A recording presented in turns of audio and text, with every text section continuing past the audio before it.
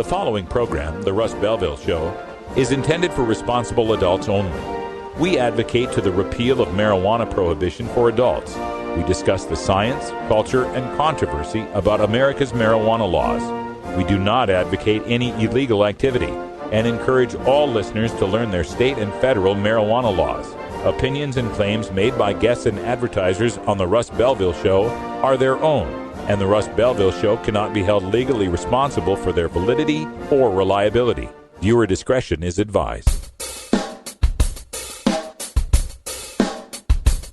You take a seed, you plant it, you grow it, you dry it, you roll it, you smoke it. You take a seed, you plant it, you grow it, you dry it, you roll it, you smoke it, and it goes down smooth. Hey! Spanning the continent to bring you the truth about cannabis and marijuana law reform. I smoke pot and I like it a lot.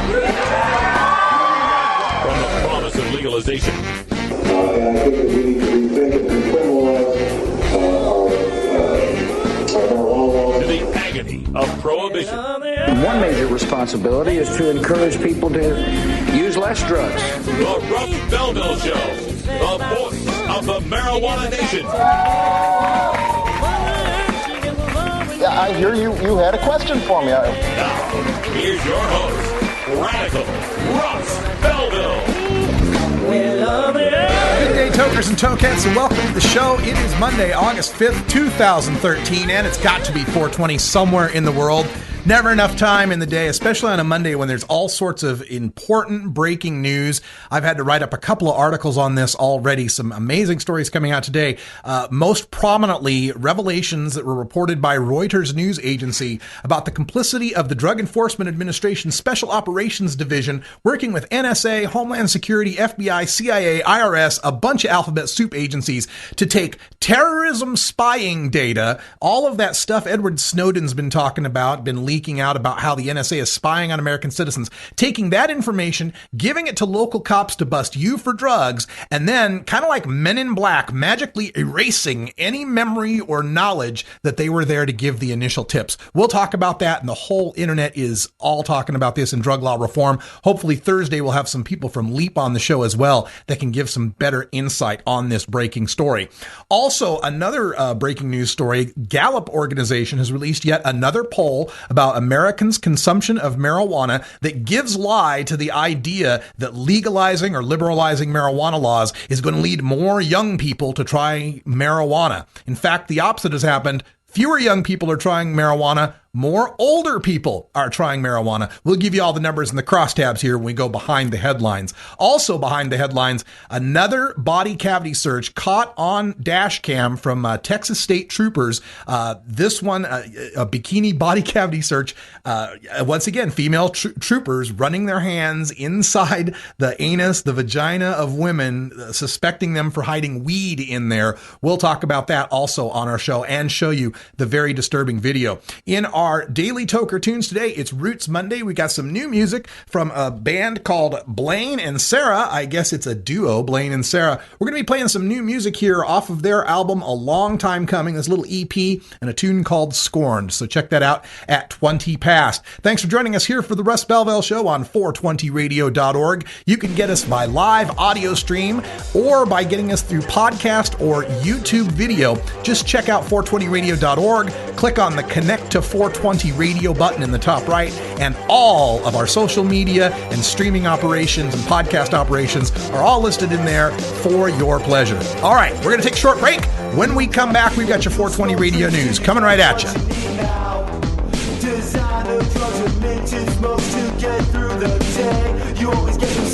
We'll be right back after these messages from our 420 friendly sponsors.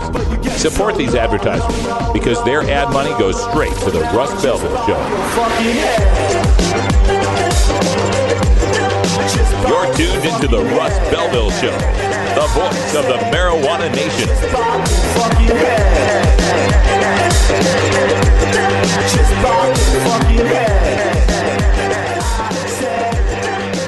The law offices of Omar Figueroa would like to remind you to stand up for your rights. Please do not give up your precious liberties. There's nothing wrong with standing up for our constitutional rights, and in fact, it's the only way to honor the Constitution that recognizes our natural rights. Treat law enforcement with respect and respect the Constitution by standing up for your rights. If you are detained or arrested, stand up for your rights by repeating, I respectfully invoke all my legal and constitutional rights. I do not consent to any search and seizure. I want to remain silent, and I want to speak to my attorney, Omar Figueroa. Omar Figueroa has more than a decade of experience in federal and California courts and graduated from Yale University, Stanford Law School, and Trial Lawyers College. Please contact the law offices of Omar Figueroa at 415-489-0420 or 707-829-0215 or on the web at www.omarfigueroa.com.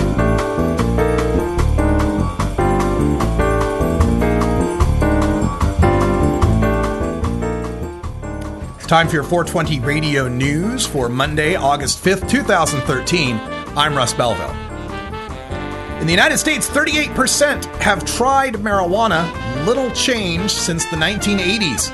This from Gallup.com. Even as American support for legalizing marijuana has doubled and more than 20 states have loosened marijuana restrictions in various ways, Gallup finds relatively little increase throughout the past 3 decades in the percentage of U.S. adults who say they have tried marijuana. 38% of Americans admit to having tried marijuana compared with 34% in 1999 and 33% in 1985. Gallup's trends by age reveals that widespread experimentation with marijuana first occurred among adults aged 18 to 29 between 1969 and 1973, rising from 8% to 35%. It then continued to mount, reaching 56% by 1977, and remained at that level in 1985. Since then, however, marijuana use among young adults has progressively declined. At the same time as the bulge of young adults who tried marijuana in the 1970s ages and replaces older Americans who never tried it, the rate of all Americans who have ever tried the drug has increased slightly. In particular, adults between the ages of 30 and 64 are the most likely age group to say they have tried marijuana, while young adults aged 18 to 29 are the most likely to indicate they currently smoke it. Also, by a 47% to 30% margin, men are more likely than women to say they have tried the drug. However, there is less of a gender difference in current reported usage, with 8% of men reporting current usage compared to 6% of women saying they smoke pot. Frequent users of marijuana and alcohol already know the health risks, study shows. From FoxNews.com. Users of marijuana and alcohol may be savvier about the health risks posed by these substances than those who abstain, new research suggests. The findings, which were drawn from a large sample of Swiss men, showed that men who frequently used marijuana, alcohol, and tobacco sought out information about the health risks of those substances more than those who didn't use them. People who smoked cannabis at least once a week were 4 times more likely to search for health risk information as those who abstained. Is New Jersey's medical marijuana program the most expensive in the nation? From NJ.com. In the 8 months since New Jersey's first dispensary, Greenleaf Compassion Center in Montclair, opened, patients and providers have learned the nation's most restrictive medical marijuana program is also the most expensive. From registration fees required multiple doctor visits that insurance won't cover, to sales tax and the price of pot, New Jersey's costs are generally higher than the 10 other states and Washington, D.C. that permit medical marijuana retail sales, according to a Star Ledger analysis. The review found New Jersey is tied for second among the costliest registration fee, $200 for 2 years, has the third highest sales tax, 7%, and the steepest marijuana prices, according to state and dispensary websites. Greenleaf patients say they have spent between $440 and $560 for an ounce of marijuana, depending on the strain. A New Jersey patient getting started in the program can spend $700 for an ID card and an ounce of marijuana, compared with $300 in Colorado, $510 in Washington, D.C., $531 in Arizona, and $460 in Michigan. Lansing ballot initiative would legalize marijuana possession up to an ounce, from MLive.com. Organizers on Monday submitted thousands of signatures in an effort to put marijuana legalization for the city of Lansing, Michigan on the November ballot. Jeffrey Hank, who heads the Coalition for a Safer Lansing, turned in the 6,400-some signatures to the Lansing City Clerk's office. The initiative calls for amending Lansing City Charter, legalizing the possession, use, and transfer of an ounce of marijuana by adults 21 years and older on private property. Lansing City Clerk Chris Swope said the law gives him 45 days to verify the authenticity of the coalition signatures and whether there are enough to put the initiative on the November ballot. Signatures must amount to a minimum 5% of Lansing's total number of registered voters, about 4,200, in order to make the ballot. Cannabis drug company GW Pharmaceuticals reports bigger losses, from telegraph.co.uk. It made a pre-tax loss of £3.5 million compared to a loss of £2.3 million for the same period last year. Revenues were also down from £14.5 million to £7.3 million. GW Pharmaceuticals, which makes Sativex, an oral spray based on the active ingredients in cannabis, blamed the slip on a £9.8 million payment received in the third quarter last year for reaching milestones on the path to licensing the drug for pain treatment. Sativex is mostly used for the treatment of multiple sclerosis symptoms and is approved in 22 countries. GW Pharmaceuticals said it was making progress in its bid to enter the lucrative American market, having submitted plans for a final clinical trial to regulators. Justin Gover, GW Pharmaceuticals chief executive, said the company was in, quote, robust financial position, end quote, following a £19.6 million U.S. share placement in May. This has been your 420 Radio News for Monday, August 5th, 2013. I'm Russ Belville. When we come back, we go behind the headlines with shocking video from police dashcam from Texas police who pulled over 3 women and searched their vaginas for marijuana. This is a new case, not the case we had previously told you about. You're listening to The Russ Belville Show on 420radio.org. We'll be right back.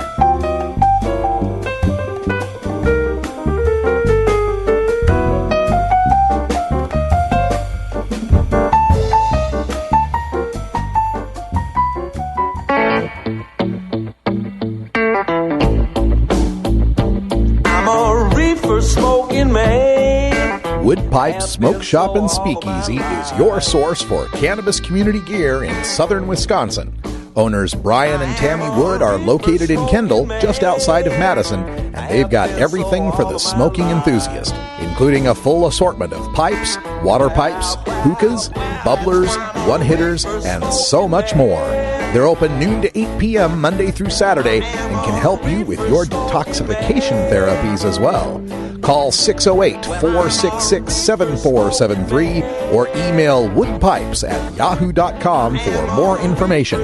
That's 608-466-7473 or email woodpipes@yahoo.com. And as always, go pack go.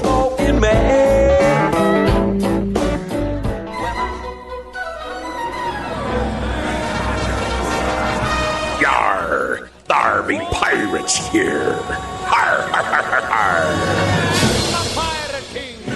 Welcome back, everyone. Time for us to go behind the headlines. And you'll remember we told a story a couple of months ago about 2 women who had been sexually assaulted on the roadside outside of Irving, Texas by Texas state troopers who claimed they saw them littering and then claimed they smelled marijuana. And that justified them calling a female trooper over to search the 2 women, a body cavity search on the side of the road in front of the cop car, using one glove for both women to search their anus and vagina.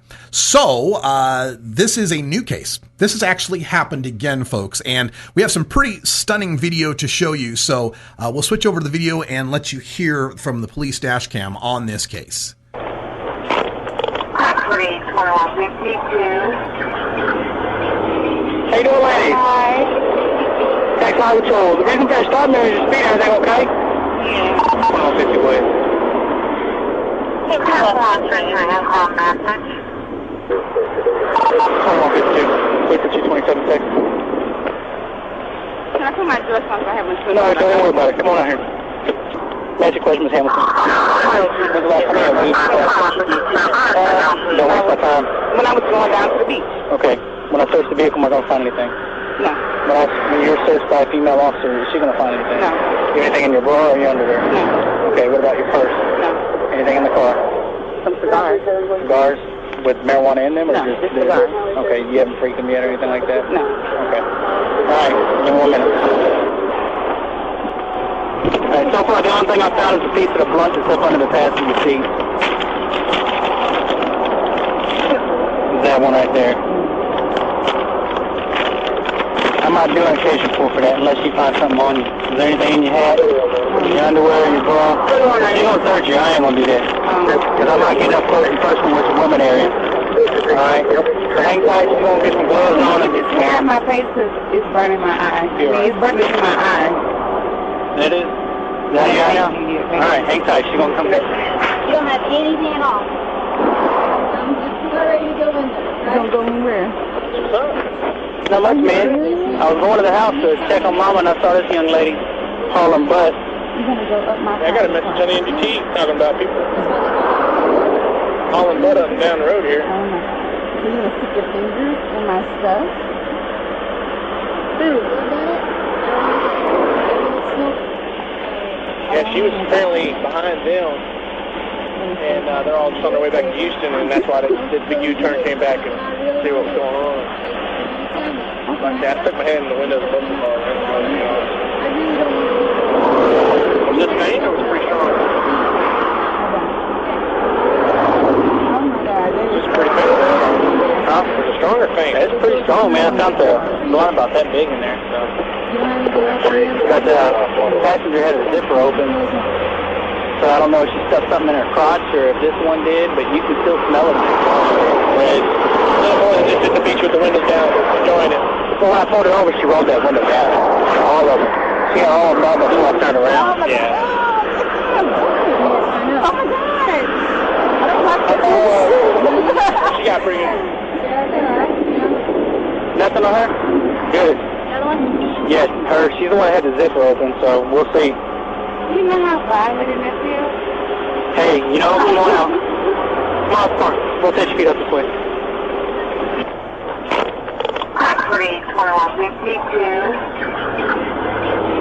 How you doing, ladies? Hi. Tax Highway Patrol. The reason for your stop there is your speed. Everything okay? Yeah. 150 way. Hey, I have home message. 152. Wait for 227 seconds. Can I put my dress on so I have my foot? No, don't worry about it. Come on out here. That's your question, Ms. Hamilton. When's the last time you had a don't waste my time. When I was going down to the beach. Okay. When I search the vehicle, am I going to find anything? No. When you're searched by a female officer, is she going to find anything? No. You have anything in your bra or your underwear? No. Okay, what about your purse? No. This is what the war on drugs has come to. They're trying to find a small baggie of marijuana. It's not like a woman could store a whole bunch up there. This is what it's come to. And for those of you who missed the other video, this is the previous video from the Irving, Texas stop. My name's Trooper Phil for the Highway Patrol. The reason for the contact is I watched both of you throw cigarettes out on two separate occasions. I watched the cigarette go off the passenger side, and then a couple miles down the road, you threw a cigarette out. Is there a reason you guys are throwing cigarettes out on the road? No. Okay. I don't remember doing it. To be honest with you, I don't. Were you both smoking in the car? All right. I just spoke to her. All right. What's going to happen is you're both going to receive a citation for throwing trash out on the highway. Okay. People got to pick that trash up, and it's really unsafe to have to do that on the highway. I understand.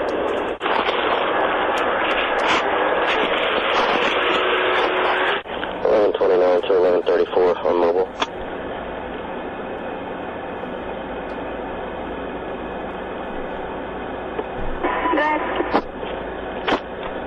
Hey, if you're 10-8, I might use your help to search a couple females. Hey, Juan, where you at?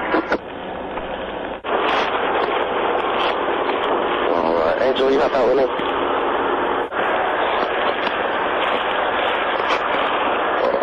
In my system. Where are you going? We were heading up to Oklahoma. Just a little road trip. We're going to Oklahoma? Yeah. Okay. We just left one hotel. Do you have a family up there, or what's the reason No, for we're going to Oklahoma? go to the casino. Oh, going to the casino. Yeah. Okay. How much marijuana is in that car? And don't lie to me. I don't smoke marijuana. Okay, how much marijuana is in that car? That's No, my I question. swear to God, I don't smoke marijuana. I'm not asking you if you smoke it. I don't think there's any marijuana in the car. Okay, when's the last time somebody smoked marijuana in that car? Honestly, I don't know. It's my boyfriend's car, so I just borrowed it. Okay. Well, there's odor of marijuana coming from the car, and that's why I got to talk to you further about it. Okay. And the more honest and upfront with me you are, the better it's going to go for you. So you're telling me that there's no marijuana in that car? To the best of my knowledge, no, there's not. Okay. Is there anything hidden on your person? On my person? On your person? In your shoes? In your underwear? Anything like that? No. All right.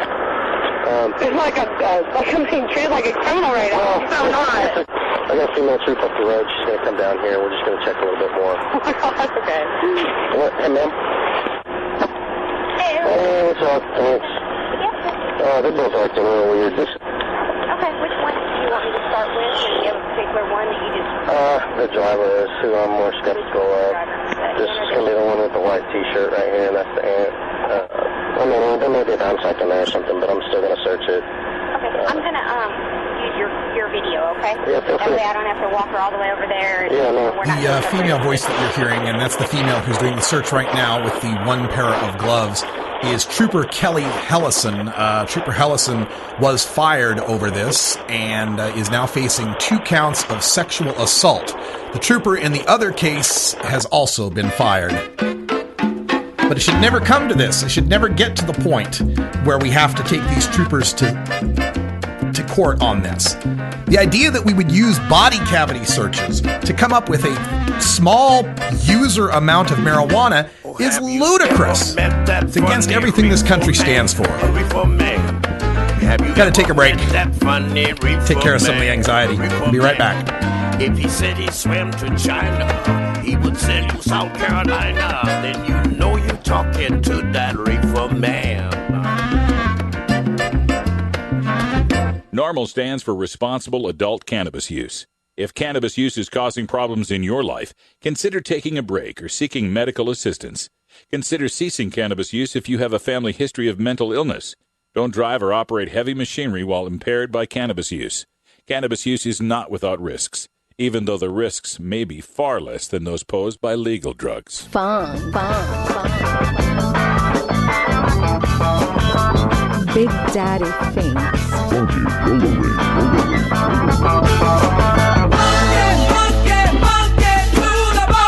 Oh yeah.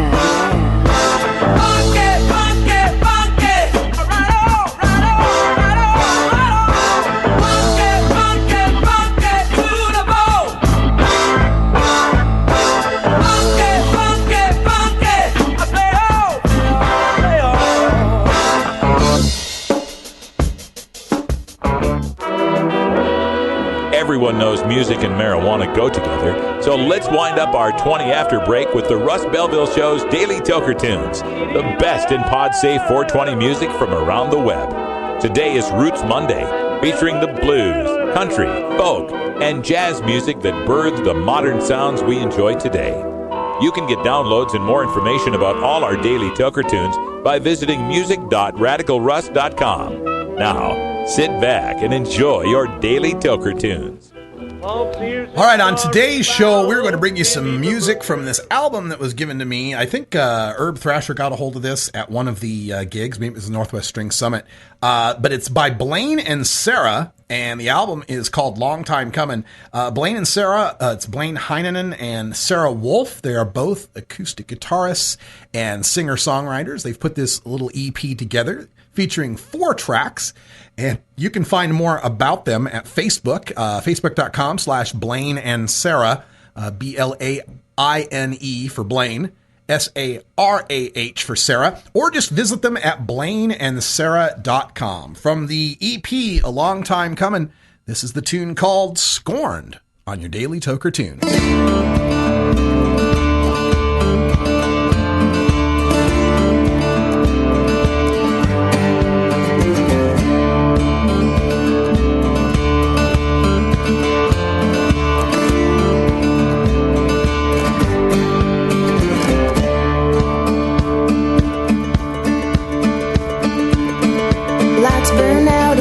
Rush in, standing there with my evil grin.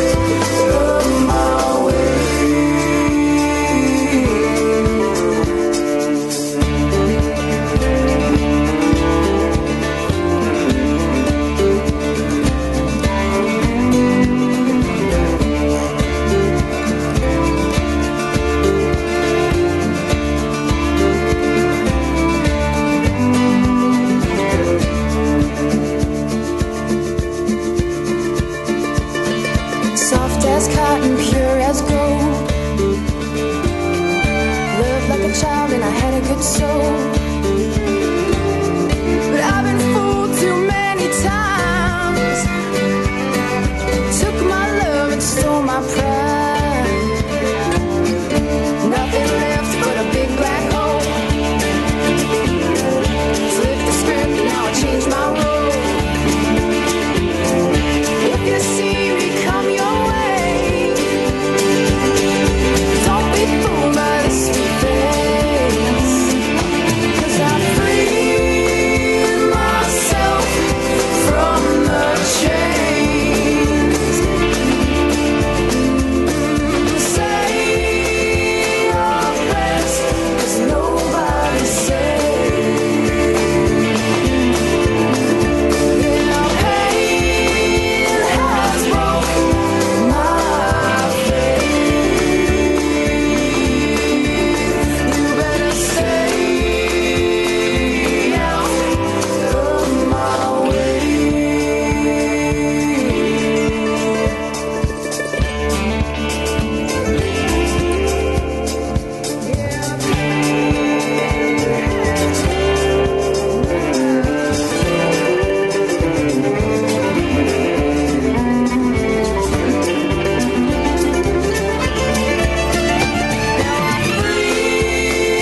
Myself from the chains. Say your prayers, 'cause nobody's safe. Yeah, pain has broken my faith. You better stay out of my way. 'Cause I freed myself from the chains. Say your prayers, 'cause nobody's safe. Yeah, pain has broken my faith. You better stay out of my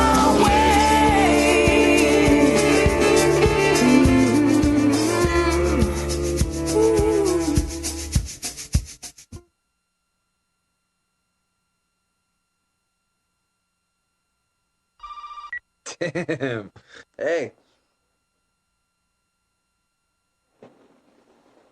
How did she get home? Man, I was so high, I didn't... Are we cool? Tim, you know me. That's not me.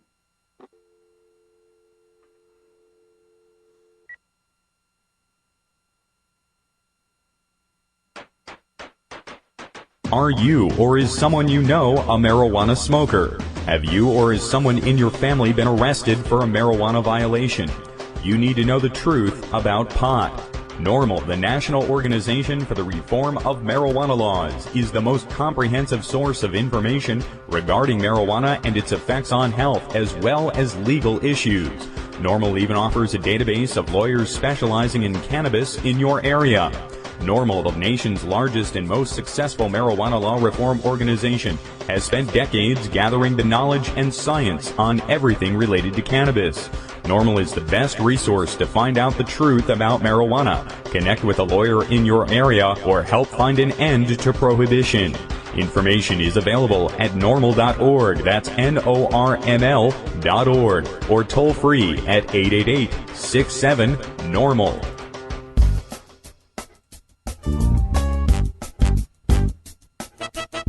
It's time for the Russ Belville Show's Cannabis Q&A with Dr. Mitch Earlywine. Dr. Earlywine is a professor of psychology at the State University of New York at Albany and a leading author and researcher on cannabinoids and health, who pins the Ask Dr. Mitch column for High Times Magazine. Get your questions ready in our live chat or call in to 971-533-7111 now. Welcome back, everybody. Half past on a Monday, and you know that's time for our Cannabis Science, brought to you by Wood Pipes, Smoke Shop, and Speakeasy. And Dr. Mitch is on the line. Welcome back to the show, Dr. Mitch. Pleasure to be on. Oh, so glad to have you here today. And I want to remind folks in our chat room, get your live questions ready. And if you put a Q : at the beginning of your little chat line, that makes a little icon, makes it stand out a little better for us, and we can pick those questions out and ask them live here to Dr. Mitch, or you can call in live at 971-533-7111. And as we usually do on this segment, we give Dr. Mitch the first word to let us know what is the latest in cannabis science. My student Mallory Laughlin has a new paper out. Some folks met her at the Mid-Atlantic Conference from Normal. It's in Addiction Research and Theory, and the beginning of the title is Do I Smell Pot? She basically used olfactory cues for cannabis and showed that this really cued not only users but also non-users for pot, even though they hadn't actually been told what the smell was, and that made them more likely to think about cannabis, and we're actually laying the groundwork to sort of make fun of the idea that craving is a sign of addiction, because a lot of these folks and a lot of folks in a subsequent study report craving simply by smelling the plant. Oh, that's quite interesting. We're looking forward to the results on that. There's been a couple of other studies going around that I wanted to get your reaction to. We reported on one last week that claimed that Australian marijuana has the highest levels of THC in the world, which I beg to differ. I live in the Pacific Northwest. But when they do these measurements and they say one country or one place has the highest THC, I mean, how accurate is that? Does it really mean anything? Well, in fact, the THC analyses are getting pretty accurate, so they're usually within 3%. But we're getting to the point now where it's actually beyond the absurd. So there was a strain found in the UK that was 22% cannabis. We're hearing 25% now. I'm sorry, THC, and it's just above and beyond what you really need. How high is high, and how little do you need to smoke? Now that we have dabs and oils and all these other things too, it really is sort of missing the point that THC is not the lone cannabinoid, and we really, I hope, are going to move towards taking advantage of cannabidiol and some of these other nice terpenoids and cannabinoids that may have other effects. So let's hope that the growers can start paying attention to that. Yeah, let's hope. All right. Another story, we just brought this in the news today. The latest Gallup poll showing that really since about 1985, there hasn't been much of an uptick in people trying marijuana, despite the fact that we've got medical in 20 states and legalization in 2 now. And I was just wondering what you think about that result. It's intriguing because what we're discovering, in fact, is that folks who don't try cannabis, when you ask them why, it's not because it's illegal, it's because they're really not interested. And we've seen this in really large sample studies year after year, even with adolescents. So clearly prohibition is not the issue, it's general interest more broadly, and kind of underlies the fact that really prohibition is not having any kind of effect that's positive. In the crosstabs for this poll, they showed that older folks, people between 30 and 64, have increased the number of how many of them have tried marijuana has increased over the years, while the people aged 18 to 29, that number has decreased. I'm wondering, with respect to the older folks, how much of that is just they tried it when they were young in the late 70s and 80s, and so that bubble kind of follows through demographically, but how much also is older folks trying it for the first time now as they get more information about how good it is for the various conditions of aging? In fact, we are seeing some age-related increases, and particularly in that older cohort, the fact that it only goes up to 64 may actually underestimate the number of medical users in the older folks right now. And we are getting interesting data on folks who are 60-plus who have really never even used cannabis back in the 70s, or maybe only a handful of times. Suddenly they're coming up with symptoms that they realize might be treatable, including some that were obvious to them even back then, like too much drooling or not enough appetite or things like that. And so we are seeing medical use in that older cohort account for some of that variance in that increase. Well, it's something Ethan Nadelman brings up in his talks that once marijuana becomes legalized, you won't see a huge increase among young people because most of the young people that want to smoke pot already are and can get it, but among older people who discover it's so good for the diseases of aging and once they have legal access to it would want to try that out. Have we seen that in medical marijuana states? Has the age of a average medical marijuana user in, say, California or Montana, is it greater than the age of an average recreational smoker? As it turns out, it is, but only slightly. So, and I think that's partly the problem is that they're reporting not the median, but actually the mean. Mm-hmm. So we may have some folks who are way out there in their 60s and 70s who are pulling the mean up into its 40s, when in fact not a lot of folks in their 40s are actually the ones who are doing it. It's that there's a cohort of younger, a cohort of older, and it ends up averaging out. All right, let's look at the other end of the demographics. One of Kevin Sabet and Project Sam's favorite lines out there is that 1 out of 6 teenagers that tries marijuana will become addicted to it. I did some number crunching. I found there's something around the order of 4 million teenagers in America, and I figured year after year after year, if 1 out of 6 of them were becoming addicted, wouldn't we have a whole lot more adult addicts by now? How can you help me debunk this? 'Cause I hope I'm on the right track with that.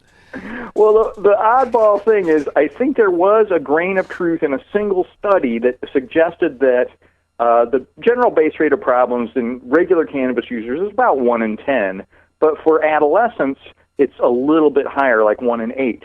The point of that study was that our diagnosis of dependence was biased against younger people, that in fact we were designing the question so they were more likely to say yes because they didn't understand what the questions meant.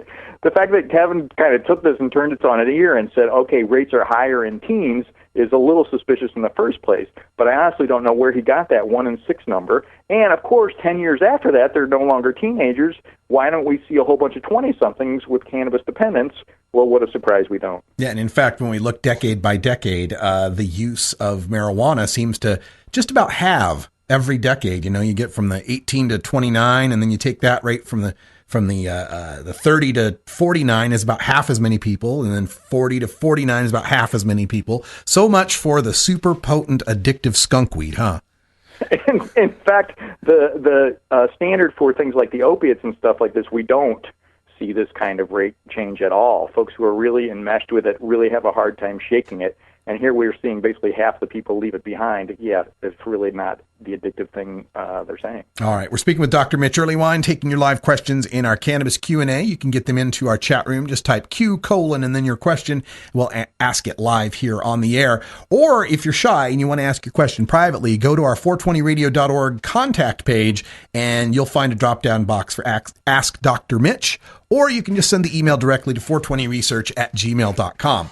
There was another story that I came to on today's news, which was a study of Swiss men. And this is interesting because in Switzerland, they have universal conscription. There's like a draft for everybody. Every able-bodied man has to serve. And this gives you kind of a nice cross sample of the population.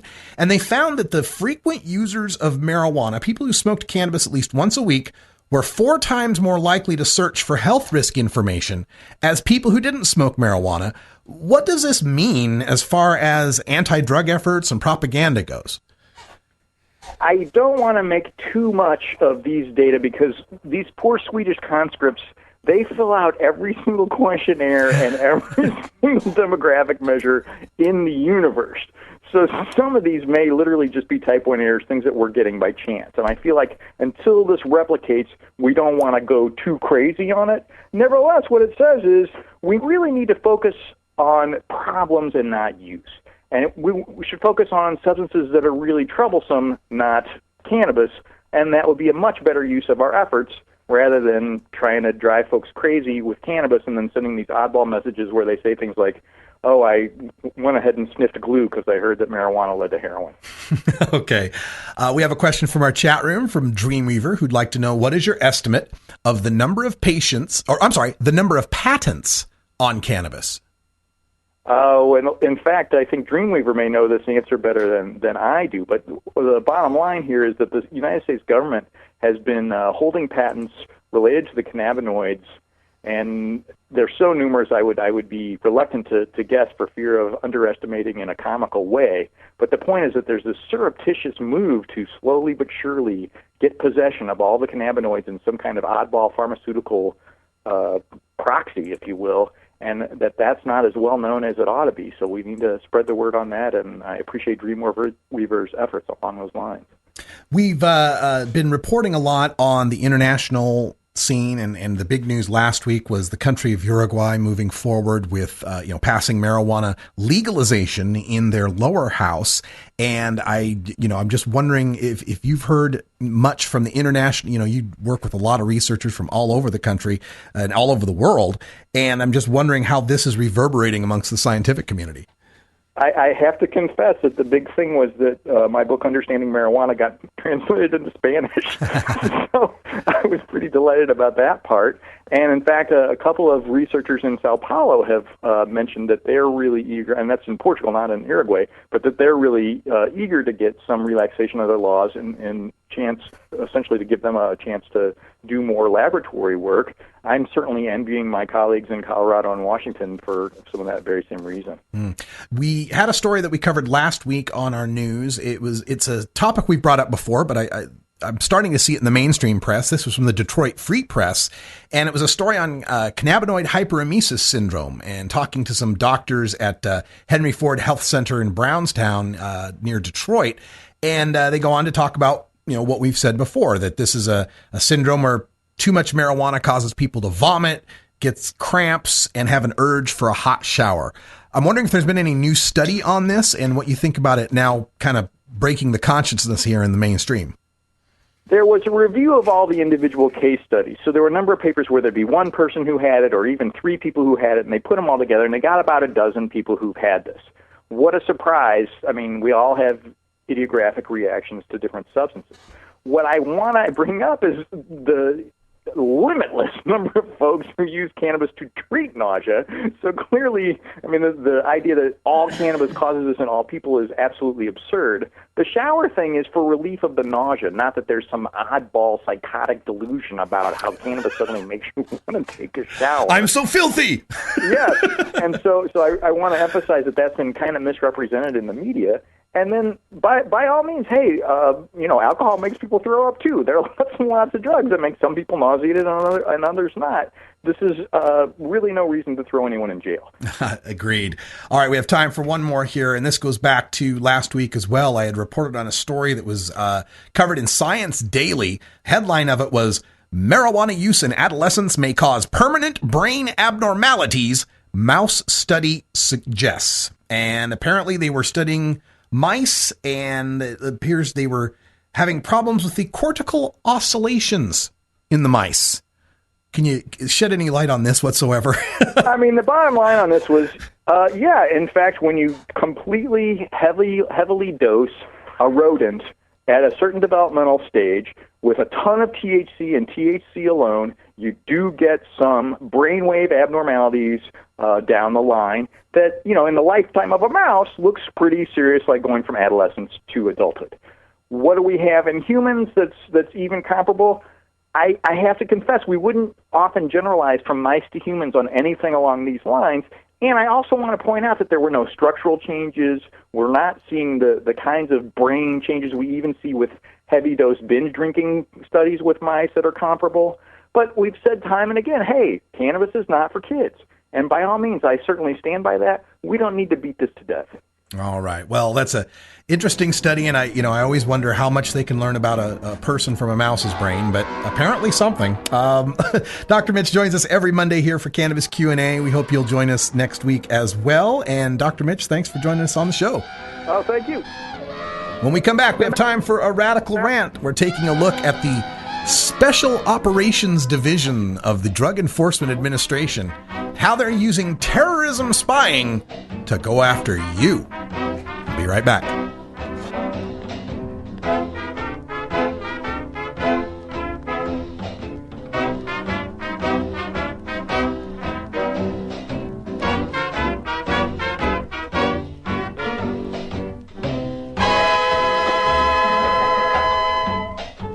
The Russ Belville Show is blogging and podcasting daily at RadicalRuss.com.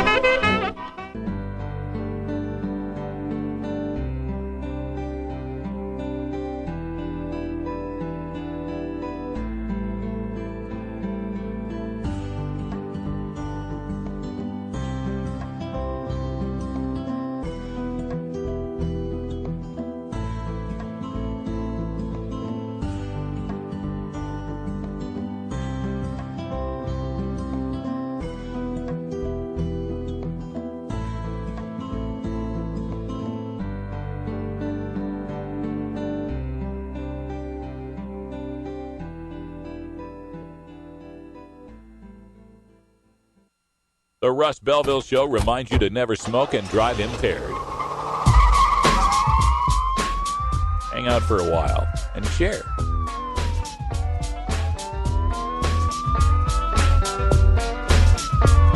Cause the day was hard and your work was long and you need a break from all that's wrong. You better look at the clock cause it's 4:19. Time to reach in that pocket for your bag of green and smoke that weed. You want answers? I'm as mad as hell and I'm not going to take this anymore. You want answers? You have offended my family. I think I'm entitled. You want answers? I want the truth. And you have offended the Shaolin Temple. You can't handle the truth. Surely you can't be serious. I am serious. And don't call me Shirley. Radical rant. Well. Today we've got quite the story for you here, and it came up so quick I didn't even have time to finish the graphics here, but we'll get this up and running as fast as we can. Let me just finish that word, and then we'll talk the rest of it. Anyway, today's big story has to do with revelations that were reported by Reuters, the news agency. And basically, the story is classified DEA division supplies secret tips to the police. Remember that traffic stop you got busted for weed? The one where the cops said you made an improper lane change? Remember how you were driving so carefully that night, knowing you had marijuana in your trunk? Out of all the cars on the freeway, some that were weaving and speeding and driving far worse than you were, how in the world did you manage to arouse the suspicion of Officer Observant and his trusty dope dog Bustum? Because unbeknownst to you, and most importantly your defense attorney, a classified division of the Drug Enforcement Administration, the DEA, secretly tipped off the cops about you. The program is called the DEA's Special Operations Division, or SOD, and a new report from Reuters blows the lid off the use of, quote, intelligence intercepts, wiretaps, informants, and a massive database of telephone records, end quote, from federal investigations in domestic policing. SOD comprises units from many agencies, including FBI, CIA, IRS, Homeland Security, and the National Security Agency, or NSA, which was revealed by whistleblower Edward Snowden to be engaged in data mining and spying on U.S. citizens. Few organisms thrive in darkness and bullshit. Among them are magic mushrooms and bureaucracies. SOD is no different. SOD was originally formed in 1994 with a few dozen employees and a mandate to pursue Latin American drug cartels. Since then, it has grown to several hundred employees and a secret budget estimated at $125 million a year. And like magic mushrooms, SOD takes us through the looking glass to a land where nothing is as it seems, specifically your right to a fair trial. Now, that federal cops might help state and local cops catch drug criminals isn't the shocking part. There's nothing illegal or untoward about that. The shocking part of SOD's operations is something known as parallel construction. This is a technique SOD instructs the local cops to use once SOD has given them a tip, so all evidence of SOD's involvement is erased from the forthcoming trial. It's a little like those little blinking lights in Men in Black that wipe your memory clean. This is from the Reuters report. Quote, remember that the utilization of SOD cannot be revealed or discussed in any investigative function, end quote, a document presented to agents reads. The document specifically directs agents to omit SOD's involvement from investigative reports, affidavits, discussions with prosecutors, and courtroom testimony. Agents are instructed to then use, quote, normal investigative techniques to recreate the information provided by SOD, end quote. A former federal agent in the northeastern United States who received such tips from SOD described the process, quote, you'd be told only be at a certain truck stop at a certain time and look for a certain vehicle. And so we'd alert the state police to find an excuse to stop that vehicle and then have a drug dog search it, end quote, the agent said. After an arrest was made, agents then pretended that their investigation began with the traffic stop, not with the SOD tip, the former agent said. The training document reviewed by Reuters refers to this process as parallel construction. In a sense, parallel construction is like money laundering. You know, in money laundering, you make money from drugs, and then you put it into some business or some activity that's legit to make it look like the money was generated from legitimate business, like dry cleaning in the case of Breaking Bad, right? Well, this is money laundering. This is investigation laundering. This is tip laundering. This is the idea of taking the facts as they were, the case as it began, as it was investigated, and then making a whole new trail of investigation to cover that up as if it never existed. Now, the problem with this technique is this little thing called the Sixth Amendment, which recognizes a defendant's right to, quote, compulsory process for obtaining witnesses in his favor, end quote.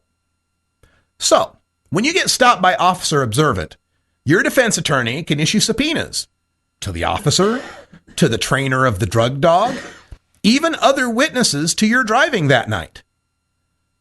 But with parallel construction, your defense attorney has no idea that the original tip to bust you came from some wiretap in some unrelated investigation, or even an NSA data mine of your private Facebook messages or emails. Your attorney is effectively shut out from an entire line of investigation that may lead to evidence that exonerates you, or at least reveals enough wrongdoing by law enforcement to suppress the evidence obtained in your case. Now, SOD claims that such techniques must be kept confidential in order to protect classified information, despite the long-standing courtroom practice of having the judge examine such evidence in private chambers to determine what can and cannot be exposed at trial. Prosecutors are also kept in the dark about tips from SOD being the justification of their prosecutions. One federal prosecutor in Florida dropped his case when he learned DEA had lied to him about SOD's involvement, telling Reuters that he lost confidence in the investigation. However, most cops don't worry about tips from SOD being exposed in court. Thanks in part to draconian mandatory minimum sentencing laws for drug crimes, most cases in which SOD brought down a drug suspect end in a plea bargain. So the original source of the evidence against a defendant is never explored in open court. Now, another part of this that is so frustrating and offensive is that a lot of the money, the budget, and the training and the authorization for the use of this data mining powers come from a post 9/11 mindset where we got to go after the terrorists. The Daily Mail in the UK, in their story, a secretive DEA program is using terrorism task forces to help local police make small-time drug busts. They note that joint terrorism task forces have been involved in helping out with these sort of activities.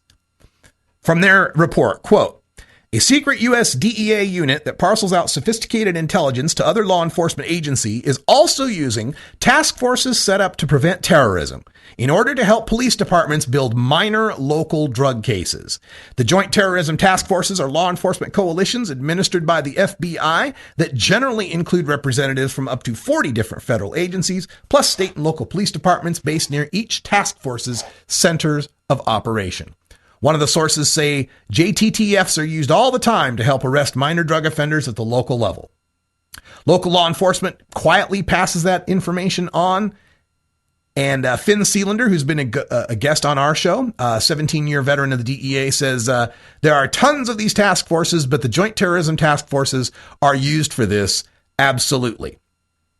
Russ Jones, also working with LEAP, he was a California narcotics officer. He told the Mail Online, quote, it was always an unwritten practice to hide sources, and that was called creative report writing.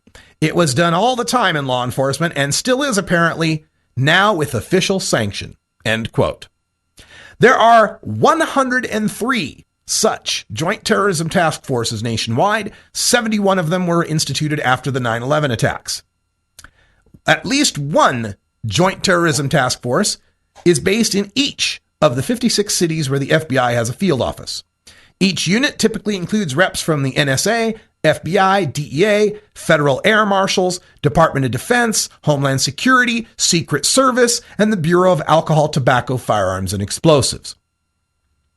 And part of what they're data mining here had to do with, in one of these reports talking about a database, this Reuters database that has this Reuters report talks about the database that has over 1 billion records in it that are being sifted and, looked at for coordination and cooperation to try to find terrorists, presumably. This information is now being given routinely to our local and state police for small-time drug cases. The email I got from the Drug Policy Alliance says last week, it mentions all the other scandals that are going on in the DEA and calls for a congressional investigation, a top-to-bottom review of the DEA for not just this scandal where they're using spying on American citizens and trying to hide from defense attorneys and prosecutors the source of the tips in these investigations. But we also had the lawsuit that was just settled for Daniel Chong, the UC San Diego student who was left alone for 5 days to die by the DEA. They had to pay $4.1 million for him. Members of Congress still want to know about the drug war operation in Honduras last year that led to the massacre of 4 indigenous civilians, 4 native citizens of Honduras. In 2011, the Fast and Furious scandal was shown that DEA agents smuggled or laundered millions of dollars in drug profits from Mexican drug cartels and let guns walk across the border that ended up killing a Border Patrol agent. Defense attorneys in Arizona are claiming misconduct because the DEA has rehired Andrew Chambers, an informant who was terminated by the Department of Justice years ago for serial perjury. DEA's rehired that guy. DEA continues to raid and arrest patients and providers in the medical marijuana states. And DEA Administrator Michelle Lenhart, who has direct ties to the Andrew Chambers scandal, by the way, and most of the other scandals, can't even tell you whether or not marijuana is more harmful than heroin. She was also involved in a scandal called House of Death, when a DEA informant helped murder at least 12 people in Juarez. And she has overruled the administrative law judges of the DEA when they have come forth saying that Professor Craker should be allowed to grow medical marijuana and test it, that marijuana ought to be rescheduled. These continuing scandals of the DEA, now capped off with this Special Operations Division scandal, calls for not just a review in Congress of the Drug Enforcement Administration, but the abolishment of the Drug Enforcement Administration. It is time for us to fold DEA and put the coverage of drugs and the use of drugs back into the Food and Drug Administration. They keep saying they want FDA control, FDA approval. Let's let the FDA, let's let scientists, let's let doctors, let's let researchers decide what our policies on marijuana should be. That's all for the Radical Rant today. Thanks for joining us, and stay tuned for our new summer schedule. Now that we're in the summer festival season, Toker Talk Radio is on hiatus, and we've moved some of our most popular shows to the 4 o'clock hour. Coming up next, Stony Sundays with Coral Reefer, the show from just yesterday. Check out Coral Reefer on Stony Sundays and more of our favorite shows, including Danny Danko, Subcool, Jorge Cervantes, and Jody Emery, all at the 4 o'clock hour. And at 7 o'clock hour, more of our most popular shows tonight, including Drug Truth Network, followed by a replay of the new Viper Hour. Also at 5 o'clock, stay tuned for Herb Thrasher Flower Hour. For 420 Radio, I'm Radical Russ. Thanks for joining us. And until next time, take care of each other, tokers. This is the Russ Belville Show. The Russ Belville Show is blogging and podcasting daily at radicalruss.com. You take a seed, you plant it, you grow it, you dry it, you roll it, you smoke it. You take a seed, you plant it, you grow it, you dry it, you roll it, you smoke it. You take a seed, you plant it, you grow it, you dry it, you roll it.